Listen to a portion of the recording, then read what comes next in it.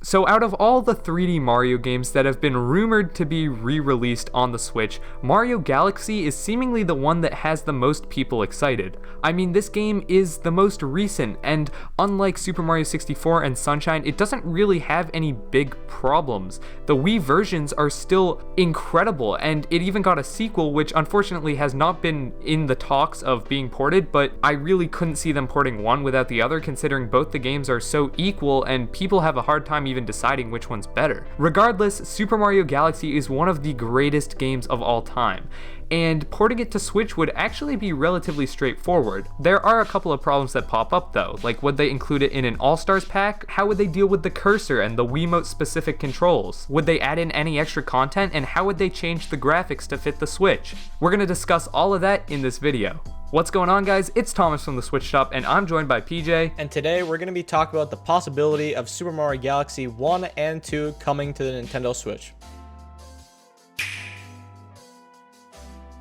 Alright, so as PJ just said, we think that if Galaxy is coming at all, it'll be in sort of a double pack situation. Now, why do we think this? Well, as I said in the intro, Galaxy 1 and Galaxy 2 are both such high quality games, and they'd be relatively easy ports to make, so it doesn't really make sense to sell one without the other. In terms of graphics, Nintendo really wouldn't have to update much at all. The Nvidia Shield is kind of an unknown console because it's only released in China. However, Nvidia was able to get Nintendo to re-release some of Nintendo's Wii generation games on the Nvidia Shield in HD. Some of these games included Donkey Kong Country Returns, New Super Mario Bros. Wii, and of course, the original Mario Galaxy. People who were able to get their hands on the Nvidia Shield version of Mario Galaxy said that the game looked gorgeous, and since all the textures were so lovingly crafted in the original, it honestly looked like the game was made to run in HD in the first place. Anyone who emulates games has said the same thing. Galaxy and Galaxy 2 had such high quality models and textures that running at 1080p, it just looks fine. There wouldn't really need to be much touching up by Nintendo at all. While the graphics would not be an issue for a Galaxy 1 and 2 remaster, a problem that people come across when thinking about this game is the controls. These games were obviously very dependent on the Wiimote, and a lot of people just haven't really been able to come up with a solution for how this game could be played on the Switch, and we think we have it. More specifically, the gyro aiming from Splatoon 2. Now, even though I was terrible at that, What the hell are you aiming at, my guy? oh, okay. I can't do this. It would be the best way to play these Galaxy games on Switch. Yeah, just like in Splatoon 2, or more recently, Captain Toad Treasure Tracker, that game on the Wii U gamepad, you had to tap some of the blocks to move them around, and they replaced that with a cursor that you could use the gyro aiming, just like in Splatoon 2, to move around. It worked perfectly, and in both Mario Galaxy 1 and 2, there's not really a ton of situations where the star bits are absolutely necessary, so there could even be a button to toggle on and off this cursor, just so it's not a super annoyance if it's, bothering whoever is playing the game.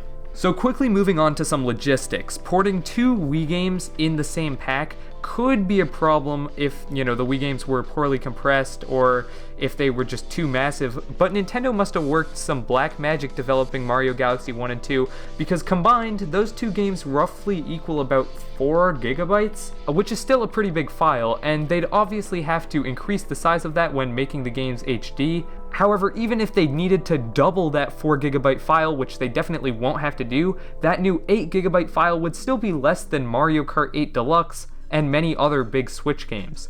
So it would not be an issue at all. The file size, both these games could fit into one cartridge, no problem, which is refreshing because a lot of times in these sort of collection things on Nintendo Switch specifically, they fit one game on the cartridge and then you have to download the rest, but that would not be a problem here. And for our last point, no other content would really need to be added. This little mini series that we've done talk about the remasters of all these very famous and amazing 3D Mario games have always had some sort of mention of extra content being along with the remaster, but for this game, there's not really. Galaxy 1 and 2 had a ton of content between the two of the games and were quite enjoyable. I think Galaxy fans are not looking for more content whatsoever, but just for the remaster and being able to play their favorite game on the Switch. Yeah, I mean, as you said, there wouldn't really need to be any more content added. I mean, these are two of the greatest games of all time in HD for the first time outside of China, both on the Switch. I mean, that would be well worth $60. There's always that ongoing discussion of which ports are worth the money, and a lot of people have been saying, oh, this game isn't worth the money, this game isn't worth $60 again.